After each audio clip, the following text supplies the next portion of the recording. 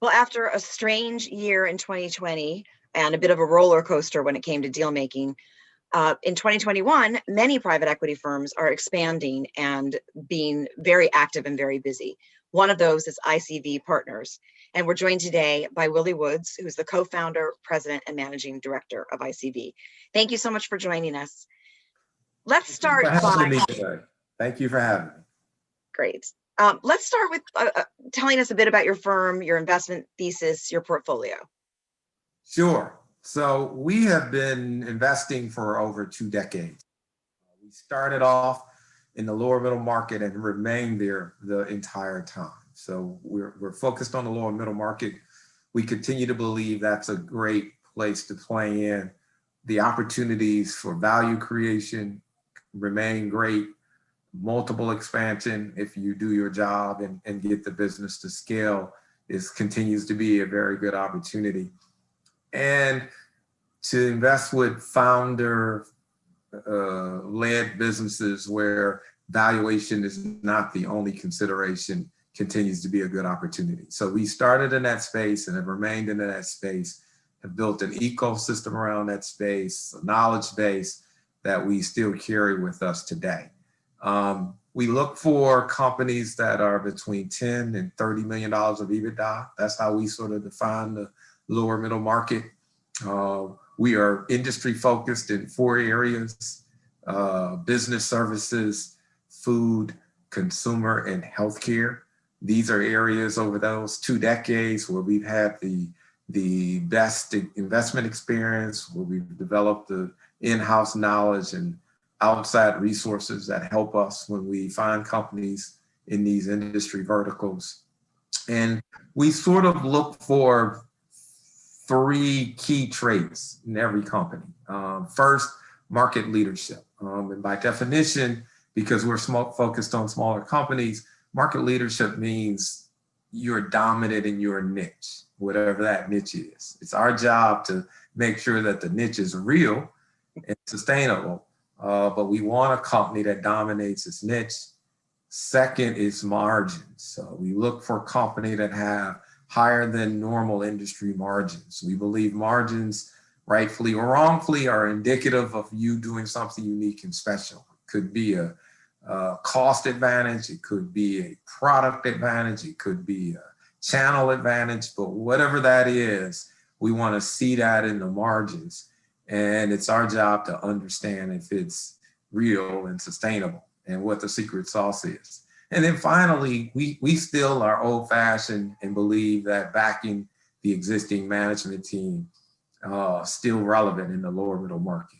Management and founders know the business better than we ever will. And so having them at our side with their historical knowledge is still important to us. Now, that doesn't mean we don't augment management or upgrade management, but having the key CEO who's proven and successful, investing alongside of us, still remaining with the company is an important element. We don't use any subordinated debt in any of our transactions. Believe in the lower middle market, you really got to have a strong balance sheet. Our companies are more impacted by economies and recessions and so forth. And so we want to make sure that we have sufficient equity up so that we can withstand shocks. We got to really believe we can grow the EBITDA. Well, at the end of the day, we got to believe we can grow the business, and that's the way we create value. So that's kind of our philosophy in a nutshell. All right, so it's good overview. It's kind of boring, but it's the same thing we've been doing for 2 decades. Well, I don't think we had a boring last 15 months or whatever it's been. And you mentioned, economic impact, and you mentioned food and beverage, and also healthcare. I mean, those industries obviously have had dramatic changes over the last year. So how did you work with your portfolio companies through this pandemic? Yeah, it's been a tough road, as you can imagine. I think last year, when we were facing this pandemic and all the uncertainty, we were unsure what we were going to have to get through. We were unsure on what those outcomes were going to be like.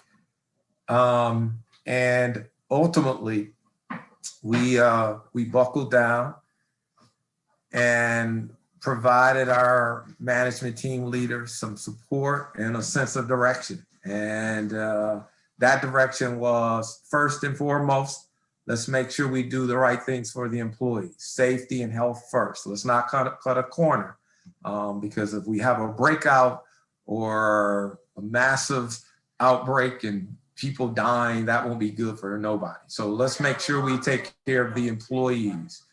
And so that was first. Second was cash flow and liquidity, right? If we don't get to the other side and run out of cash, then that's a problem. And so we got to do the things that's necessary to preserve cash flow and liquidity.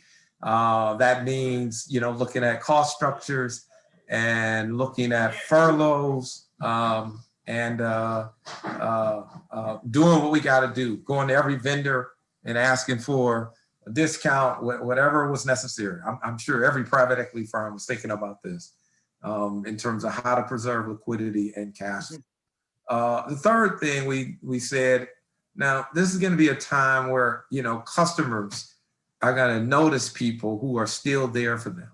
And so let's stay close to our customers. Let's do the right thing by them. Let's let them know that we're here to help and be supportive. And they will remember us when this period is over. So let's not forget the customers. And then finally, we said, now look, in every chaos and crisis, there's always going to be some opportunities that we didn't think about that's going to surface that we're going to be able to take advantage of. So let's keep our eyes open for that.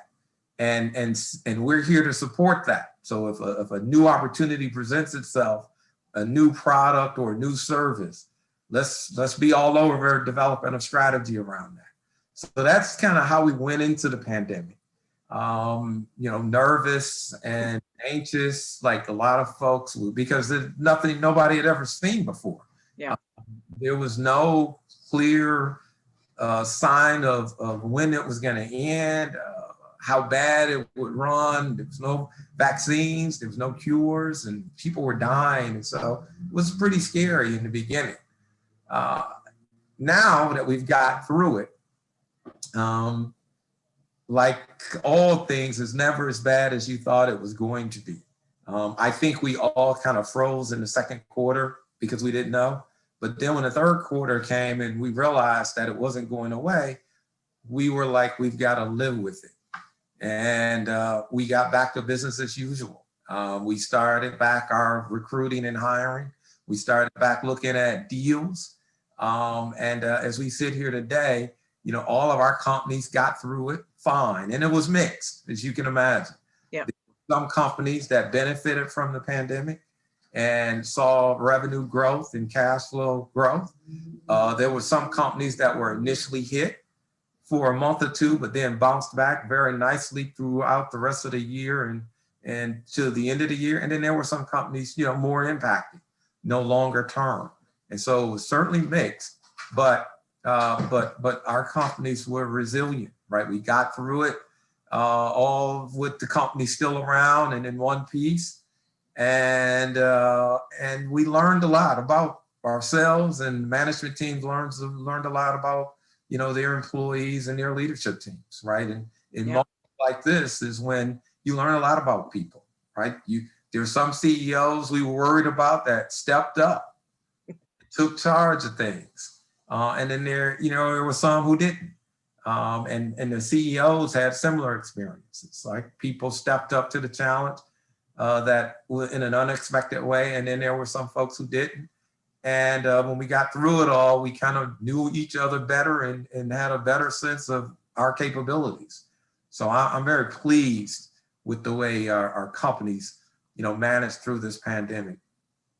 And I mentioned at the beginning that you've been expanding, and it seemed to me, looking at some of your new hires and announcements, that in particular you were looking at operational expertise. I noticed Bill Ford from Coca-Cola formerly of Coca-Cola, has joined the firm in a capacity. So can you talk a little bit about those, new hires and the focus maybe on operations? Yeah, and so because we're in the lower middle market, it's pretty critical, right, that you bring in operational expertise to these companies, right? And we've always had a relatively large network of operating executives and resources that we could reach out to on a free agent basis, and have used that for years. About 5 years ago, we started thinking we needed to bring those people in-house, that we needed those people to be card-carrying ICVers. And so we had started hiring in that group. And this year, right, we were looking to completely fill out that group. And as you can imagine, when the pandemic hit, we started, slowing down, that process. But as I said, in the third quarter, third, fourth quarter, we continued to get back to that, and ultimately found some really great people. And the profile of those people were people who were senior level people who could walk in the room with our portfolio company CEOs and immediately command respect, and immediately can be advisors and mentors because they've done it. They've been in operational roles before. So we wanted somebody with senior level experience. And we also thought that if you started your career at one of the big consulting firms, BCG, McKinsey, one of those places, that was also a good skill set, right? That whole pattern recognition and problem solving and project management, working to solve problems and getting, the management team to react to those problems. We thought that was a good skill set. And so a combination between that skill set and then having left one of those places and had a real operational role, that was also important to us. So all of those people in this group had significant operating experience and in various different leadership roles. And so Everett Hill is in that group. Mary Rossetti is somebody we had hired before we hired Bill. Mary started her career at McKinsey and had, several senior level operational roles at various companies, to include Dollar General, Pulte Foods, and a number of entrepreneurial companies. As you said, Bill started his career at BCG, and that from there he went to Treehouse, where he was the general manager of the coffee business, and went on to Coca-Cola after that. So he's got quite the track record. Yeah. So now we have a fully capable team that is in that group, who is very capable of helping our portfolio company CEOs get to the next level. Got it. Well, thank you for sharing that. So I want to switch gears a little bit. One of the other issues that I think has been on top of mind for many people over the last year has been systemic racism, issues about equity, diversity, equity, and inclusion. This is something that you have written about, and there's an essay on your website that I encourage people to read. As a Black-led private equity firm, I think ICV is in a special position to take leadership on some of these issues. And I'd love to hear your thoughts, and also to hear about some of the initiatives that you've been doing at your own firm. Sure. And so that's interesting, right? Because as I think about the way ICV got started, right? ICV basically was founded upon the sort of the Rodney King riots back in 1992. I had Michael Porter as a professor at that time at Harvard Business School. And when those riots happened, I went to Michael Porter, me and a fellow student, and asked if we could do a field study project in LA to talk about what businesses should be rebuilt after those riots. Michael Porter had written a book back in those days called Competitive Advantage of Nations. And there was a lot of concepts in that book that we thought might apply to inner cities. And so what would make an inner city competitive? Similar to what make nations competitive, which was some frameworks that he had talked about. So Michael Porter thought that was a great idea, that we were willing to take on this project as a field study. You needed a professor to be a sponsor, so he agreed to sponsor that. And off me and a group of students went off to LA to figure out what businesses should be rebuilt given the location of the inner city of Los Angeles. And some of them were obvious, right? There was some business clusters in Los Angeles, like the entertainment industry, right? That the inner city could feed off of. It had a big port. And so logistics was another industry, right? And then, and so those were two obvious ones. But we spent a year working on that. And what came out of that was a nonprofit organization that I'm still on the board of to this day, called Inner City Initiative for a Competitive Inner City, based in Boston, ICIC. And from that, Michael Porter started thinking about capital, which is how ICB got started, because then he reached out to me. He had met a firm called American Securities, Mike Fish, who's the president of that firm. And they reached out to me after they all got together and said, gee, would you be interested in starting a fund to sort of think about providing capital to businesses in the inner city? And at the time I was in banking. This was in the late 90s when banking was still a great job, probably still is. And I left that to start this with them. And here we are 2 decades later, dealing with George Floyd, same situation, something on camera. The only difference was, at least this time, people, were convicted. If you remember the Rodney King situation, everybody was acquitted. And so it was really ironic, right, that from an ICV perspective, here we are over, almost 30 years later, still dealing with this same issue. And so when we founded ICV, one of my goals, frankly, was to make sure that we got more people of color in this business. As a banker, I covered a lot of private equity firms. It's obvious to me that there were no people of color in this business back then. And part of my goal, in addition to great returns and building a great firm, was to get more people of color in this business, clearly. And so we have gone out of our way, right, with our associate program to get as many people of color into that program. And you'd be shocked, right? Many of these people got missed for some reason at the other firms. And so lots of times we were the last stop for some of those people. And we gave many of these people an opportunity. And here we are, again, 2 decades later, 20-something people have been through the program. Half of those people have gone to some of the best business schools in the country. Some of those people, like the Harlem Capital guys, have started their own firm very successfully. And some people have been very successful entrepreneurs. Every 2 years or so, we have a sort of a reunion of all the so that we can keep up with what they're doing. And some have obviously come back to work for us, like Zena, who's a partner at the firm now, was the second associate we had hired. But I think what that shows you is that there is talent out there.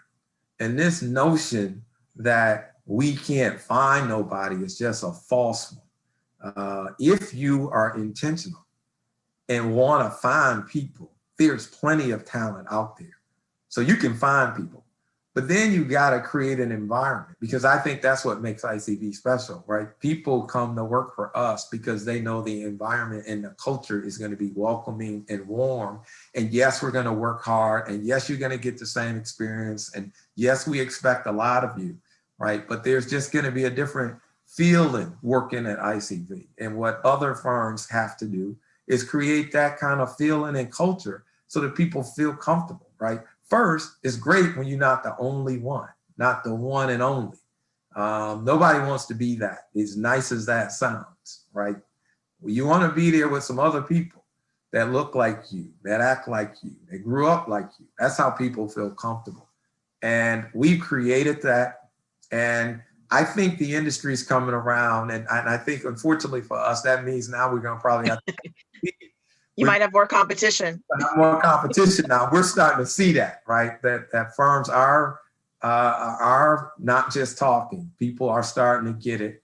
But it's just interesting that it's something we've been doing for 20 years. Yeah. That people are just now starting to do. And so we're very proud of this part of the firm, because we really think we've made a difference. And we've shown the marketplace that you can hire people of color. That talent exists. They can do well and can go on and do great things too. They just need the opportunity, right? So at the firm, I'm very proud of what we did. The firm was founded on that. We've lived up to that in terms of diversity. We've gone out of our way to make sure that people of color have gotten into private equity business. On the portfolio company side, that is the side we are now starting to attack. We have not been as intentional there, but we have been now. That was one of the things, it's interesting. We all can learn something from this, right? Nobody's doing everything great. And I think this moment in time, with George Floyd, that actually woke us up to, we need to be doing more on the portfolio company side. We're doing a great job on the firm and ICV side, but we could be doing more on the portfolio company side.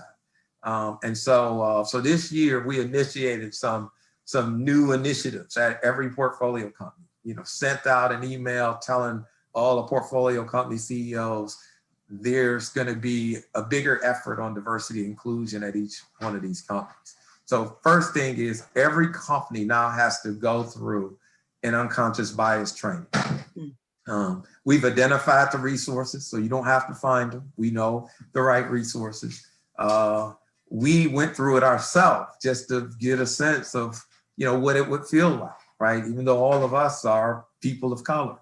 And so that started. So several of our portfolio companies are now going through that training. We expect every company to do it because you gotta see yourself and you need somebody to help you see yourself, because a lot of it is unconscious, as you're not thinking, right? And it's little things, as you know, right? Whether it's the way you treat, a friend of your child's, right? Just the slight way you might treat them, right? Or what you might say to your children without even thinking, right? Somebody's got to remind you of that. And unconscious bias training makes you face that without having to twist your arm, at least the people we work with. It's just a natural thing. It's just not wrong or right. It's just the way somebody's been conditioned and have grown up. They don't realize that they've got this unconscious thing that when they see a Black man with a hoodie, you get a little nervous. And they could be a student at Harvard. You wouldn't know, right? There are plenty of Harvard hoodie wearing Black folks, right?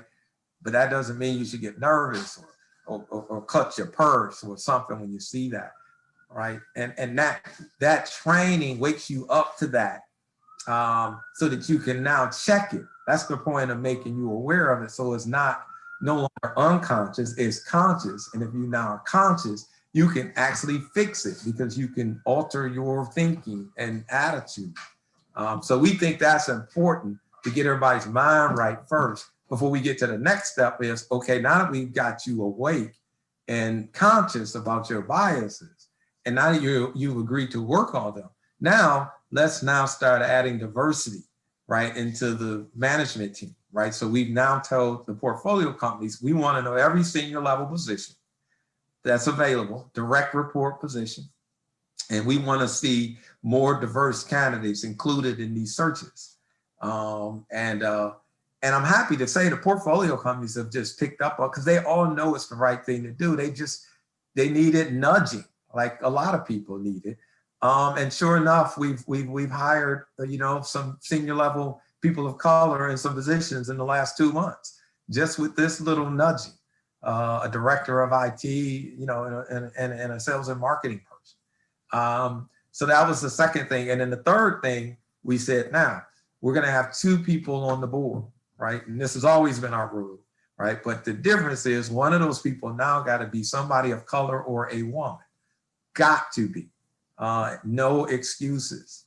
And so now we've challenged them and us to find somebody of color or a woman, right? If we don't have one of those people. Of course, there's like, well, don't y'all count? No, we don't count. ITVers don't count. We're talking about independent directors. And so that's now in place. And again, we've already have brought several people on our board recently at several of our companies who were, women and somebody of color. So now we're going to be focused on this part of it because this is another area where you can, solve a problem, solve in a small way, help with a society problem. Yeah, and I think you're also pointing to the area of accountability, which I think, that's kind of the next level. We've had awareness, now we need accountability. When you require board participation like that, hopefully we'll start to see results. Well, Willie, I really appreciate your perspective on all of this.